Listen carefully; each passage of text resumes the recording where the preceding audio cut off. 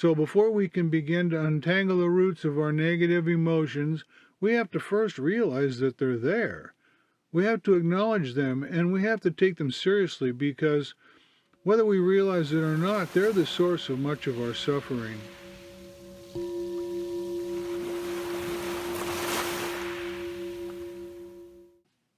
Welcome back to Journey of Self-Awareness, your YouTube channel for personal growth and self-exploration.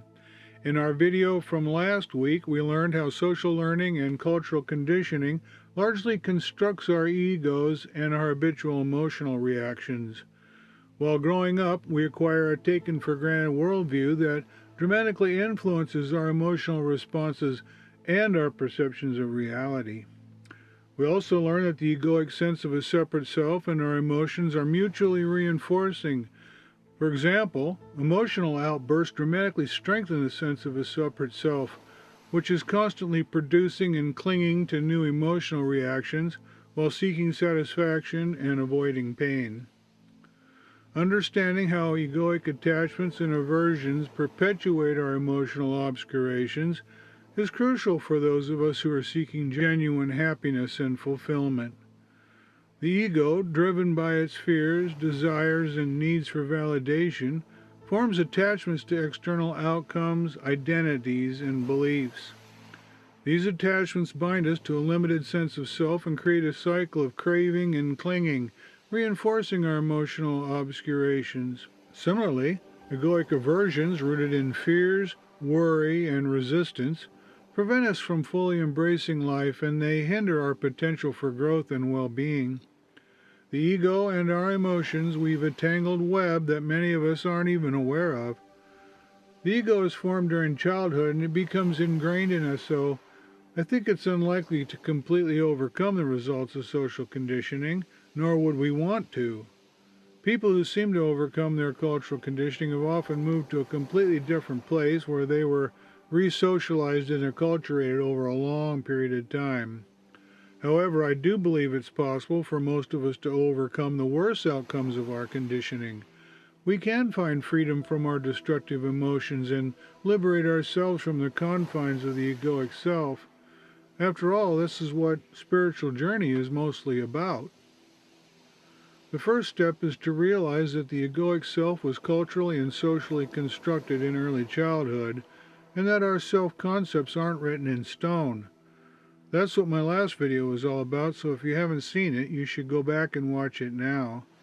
I argued that we can unlearn much of what we've acquired as a result of social learning, and since the self is constantly changing anyway, we might as well take the next step and actively do something to positively change ourselves for the better. Of course, that's the whole point of spiritual practices.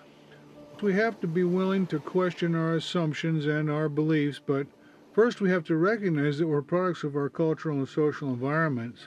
We were all shaped by values, norms, and beliefs that were instilled in us, sometimes from previous generations. Once we realize this, we can begin to understand the subtle ways in which conditioning influences our thoughts, emotions, and actions. Of course, breaking free from the limitations and confines of the ego and our emotional reactions isn't necessarily easy, but it is possible. First of all, we must dedicate time for self-reflection and introspection so we become more aware of our own thoughts, beliefs, and conditioned patterns of thinking.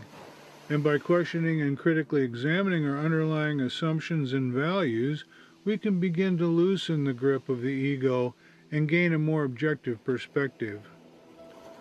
Next, if we want to free ourselves from our negative emotional reactions and our egoic entanglements, we have to cultivate enough self-awareness to begin recognizing them in the first place. This is easier said than done for many people because their emotions may be so habitual and taken for granted that they go by more or less unnoticed. So before we can begin to untangle the roots of our negative emotions, we have to first realize that they're there.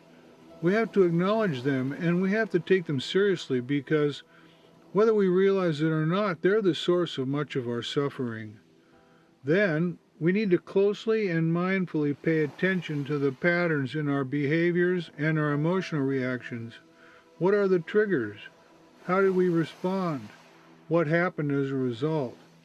I can't begin to tell you how important it is to develop sufficient self-awareness, because only by recognizing our conditioned emotional responses can we start to untangle the web of our egoic attachments and begin a healing process of transformation.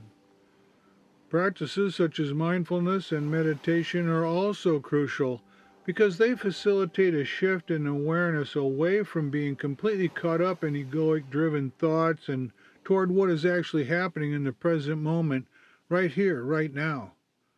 These practices also help us to observe our thoughts and emotions without judgment and reactivity, which allows us to recognize the ego's influence and gradually loosen the grip it has on us. If we want to free ourselves from the limitations of the ego, we have to pay attention to how it operates and functions by reflecting on our own thoughts, our feelings, and behaviors. And to overcome our conditioning, we can question the beliefs and values that we've acquired from others. Once we become more aware of our conditioning, then we can start to let go of it and to connect with our true selves. We can also work to cultivate empathy and compassion toward ourselves and others. Compassion, as we know, is a major cornerstone of spiritual growth in every tradition around the world, because it breaks down barriers created by the ego's sense of separation. By understanding the interdependent nature of our shared humanity, we can transcend our self-centeredness and embrace a broader and more inclusive worldview.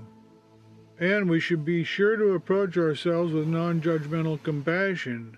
You want to create a safe and nurturing environment for self-exploration by exercising self-care and self-understanding.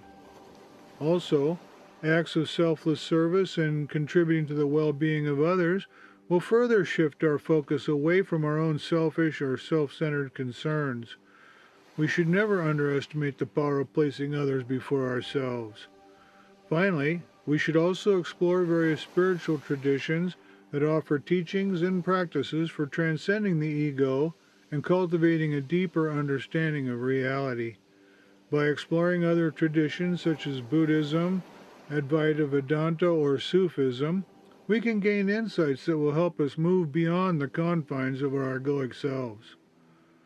I should point out that overcoming the limitations of the ego and our negative emotions, it's an ongoing process that requires patience, commitment, and a willingness to engage in self-examination and personal growth. We must also remember that the goal of spiritual practice is not to destroy the ego, but to free ourselves from its limitations. We want to develop a more balanced and integrated sense of self that's not running on autopilot, constantly driven by desires, fears, and negative emotions.